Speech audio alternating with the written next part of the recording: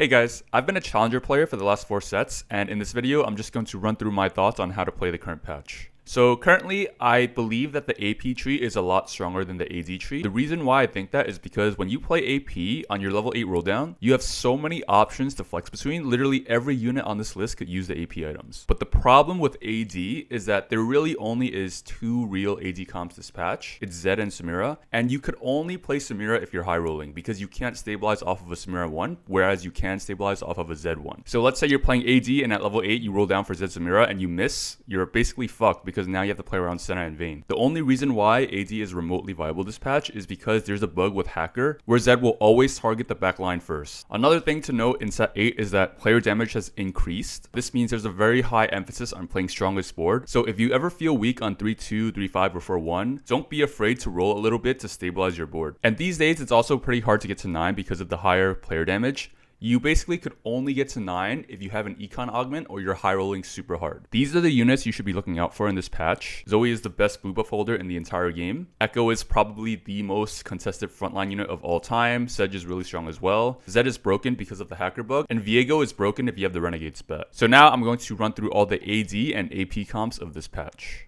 So the first comp, I'm going to talk about Zed. There are a lot of reasons why Zed is broken. One reason is because Zoe's OP. She's the best blue buff holder in the game right now.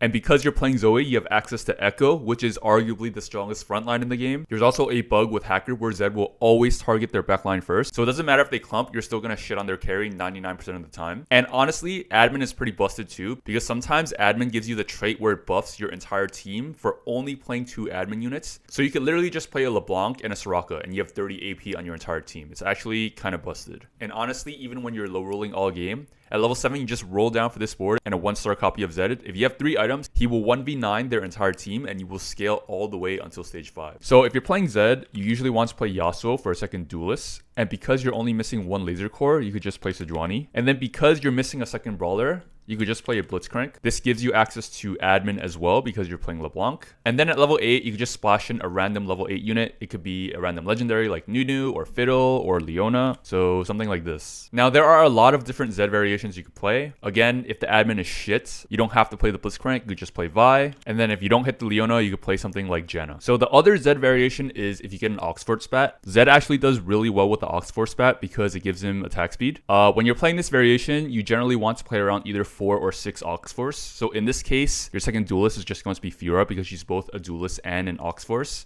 And Annie is going to be your frontline in this case. And because you're playing Annie and Zoe, your third gadgetine will just be Nunu. Nunu is a very powerful late game unit. And then just to add more frontline, you can play Alistar and Fiddle. This Fiddle is an open slot as well, so you can just drop this for any other unit. But usually when you play OXFORCE, you want to play towards 6 OXFORCE. So your board might look something like this. If you're playing 6 OXFORCE, you could secondary carry your Viego. You don't want to itemize your Viego unless you could get in 3 Renegade. So in this case, your 3 Renegade units are going to be Leona and Camille. This also gives you access to admin because you're playing LeBlanc, and you could also carry your Aphelios as well. If you don't hit the Leona, you just play Talon for your 3rd Renegade. So something like this. And finally, the last variation of Zed you could play is if you get a duelist spat. So when you get a duelist spat, you just want to duelist spat your Zed and you want to play around 4 duelists. So in this case, your 2 other duelists is going to be Yasuo and VAYNE. This comp is especially good if you get the VAYNE support augment, which gives you an Edge of Night. You just put the Edge of Night on your Zed and he gets the hero augment buffs. You just round out the rest of your comp with frontline like Blitz and Echo. Blitz gives you access to admin, but again, you don't have to play Blitz if the admin is shit.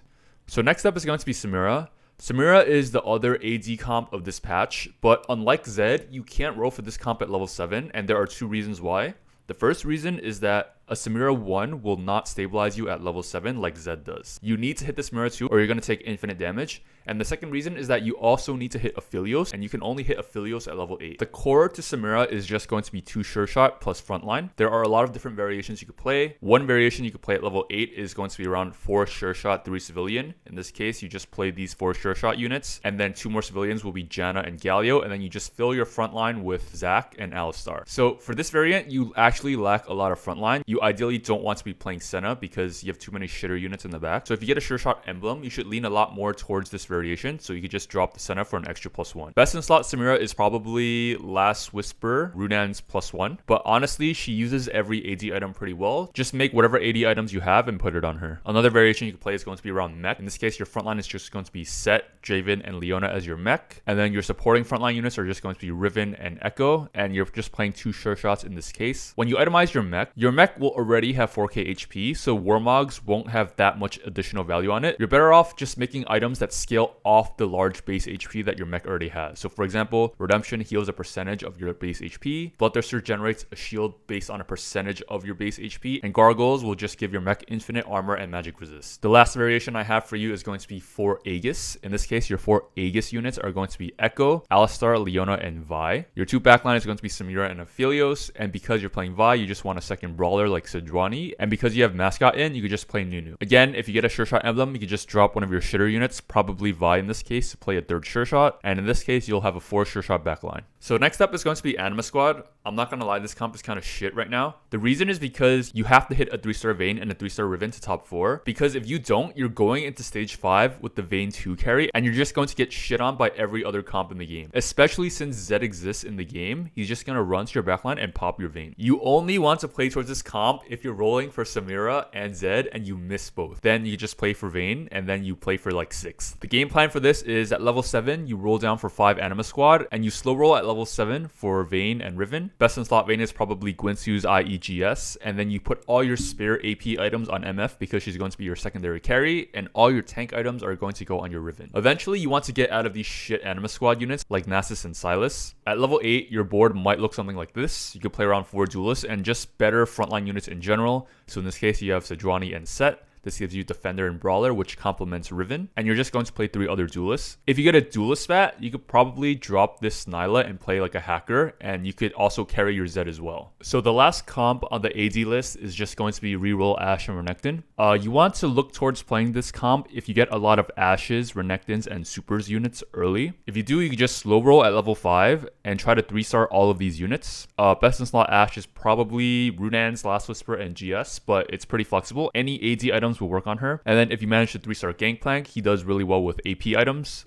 Even though it says AD here, Gangplank is an AP unit. And for every other 3-star unit you get, you could just put a Thieves Claws on them and they'll do really well. So once you hit your 3-star board, you could go 8 and just put in any random units you find. So in this case, you could just play Nunu for 2 Mascot and Urgot to farm more items for your 3-star units. Alternatively, you could also play Fiddle, you could play Aphelios, you could play Vayne for Recon and Duelist. You just honestly play whatever you 2-star. So next, I'm going to run through all the AP comps.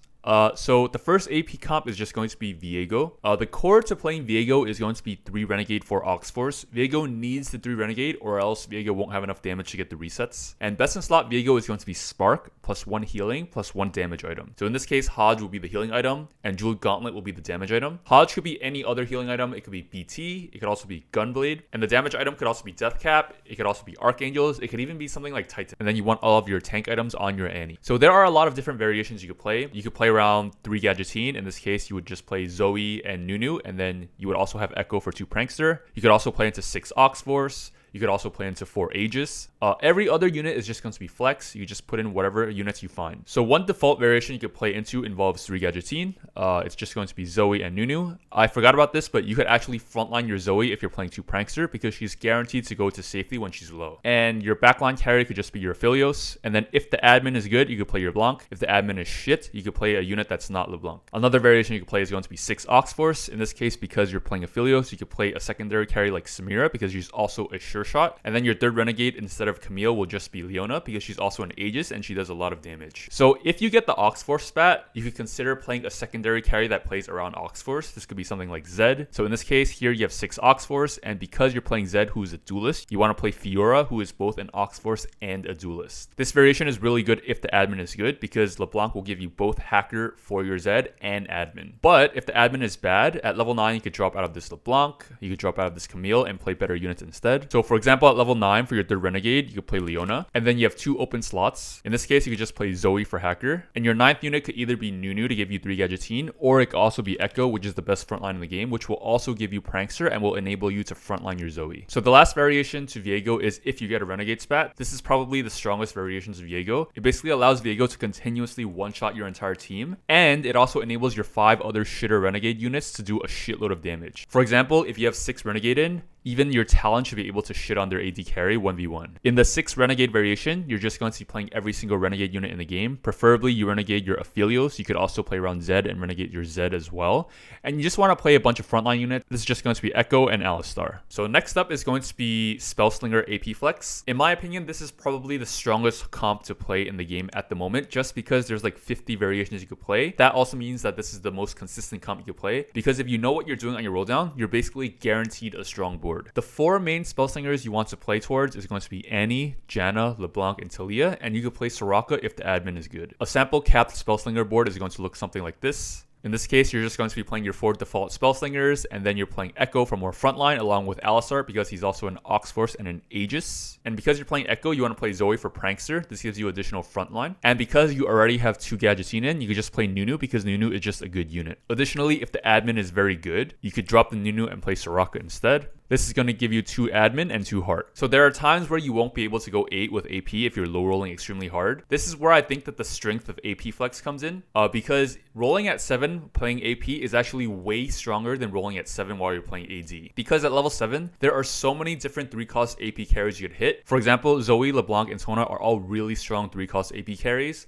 But when you look at the AD tree for 3 costs, you basically only have Senna and Vayne, and they're both pretty bad in my opinion. So at level 7, you can just roll down for a board like this, and it'll scale you all the way into stage 5. So there are 2 options you could make at level 7 if you roll down for a board like this. You could play around reroll Zoe and LeBlanc and duo carry them. In that case, you're going to be playing around a board like this. Or you could just roll down at level 7 for 2-star LeBlanc, 2-star Zoe to scale you into level 8 and stage 5, and then slowly transition your board back into a board like this. Additionally, if you happen to hit a random copy of a 2-star Acel, you could just play your Acel and play around Acel instead. Acel is actually a really strong 2-star AP carry if you itemize him properly. The items Acel really likes is just going to be Shojin and 2 AP items. So next up is going to be Star Guardians. I think for Star Guardians, there are really only 3 good Star Guardians you could play late game. It's just going to be Echo, TALIYAH, and Syndra, which are really good units. TALIYAH really likes Shojin plus 2 damage items, so in this case, Archangels and Jewel Gauntlet is pretty good. Because of this, you usually just want to fill up your board with strong 2-cost units or legendaries. So a sample level 8 or 9 capped Star Guardian board will look something like this. In this case, your frontline is just going to be Fiddlesticks, Annie, and Echo, and you can play Zoe for 2 Prankster. Leona goes in for Aegis. Janna is just a generally very strong unit for AP, and you can also play Nunu for 3 Gadgeteen. Things change though when you get Star Guardian spat, because if you get the Star Guardian spat, you only need to play 1 extra Star Guardian to grant your Syndra, TALIYAH, and Echo a lot more mana. So in that case, you could consider playing into vertical Star Guardians. In this case, you're just going to be playing 7 Star Guardians by putting the spat on your Soraka, and your frontline will consist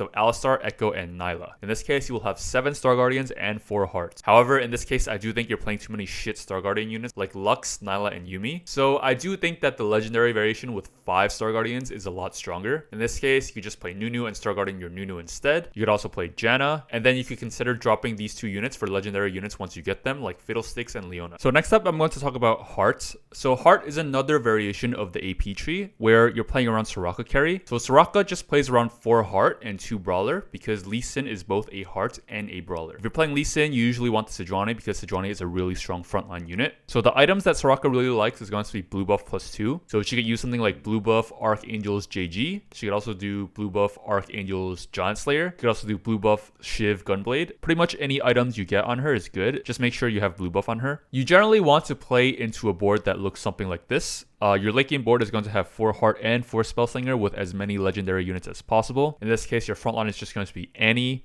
Echo, and Alistar. And then you can splash in LeBlanc and Janna for 4 Spellslinger. Like I said before, the strength of AP comps comes from the flexibility of rolling at 7 and hitting a strong board. So if you have to roll at 7 and you play around Soraka, your level 7 board might look something like this. In this case, your board is just going to have 4 Brawlers and 4 Heart with Soraka carry. And then once you roll down at level 7 for a very strong mid game, at level 8, you could try to play into the legendary board like this. Finally, if you get a Heart spat, you could play around 6 Heart. So your 6 Heart board might look something like this. You would just Heart spat your LeBlanc, and you want to get as many mana items as possible for your Heart units, because how Heart works is that the more that your Heart units cast, the more AP that all of your heart units will get. So finally, I'm going to talk about the Jeff Bezos board of set 8. You basically just want to put in every single legendary unit at level 9. I would say that it leans a bit more towards AD because you have Aphelios as your late game AD carry, and you also have SAMIRA. And all your AP items will go on your Fiddlesticks, Nunu, or Mordekaiser. You could pretty much only get here if you get Underground at 2-1, or if you get an Econ augment like Level Up, High End Shopping, or Rich Gets Richer. Or if you're just turbo high rolling all game and you go on a 10 win streak, then you could go Fast 9 and play around this. Additionally, if you don't actually have any AD items, you could just drop the Aphelios and the SAMIRA, and you could just play Urgot and Mordekaiser. It's really flexible. You just click any yellow unit that shows up in the shop and you put them in. So this sums up my flex guide for patch 12.23 of set 8. If you found this video helpful, I would really appreciate it if you subscribe to my channel or follow me on Twitch. Next week, there's probably going to be a B patch, so if there's a meta change, I will be releasing another video like this. So make sure that you're subscribed to stay up to date. I hope you guys enjoyed the video, and I will see you guys next time.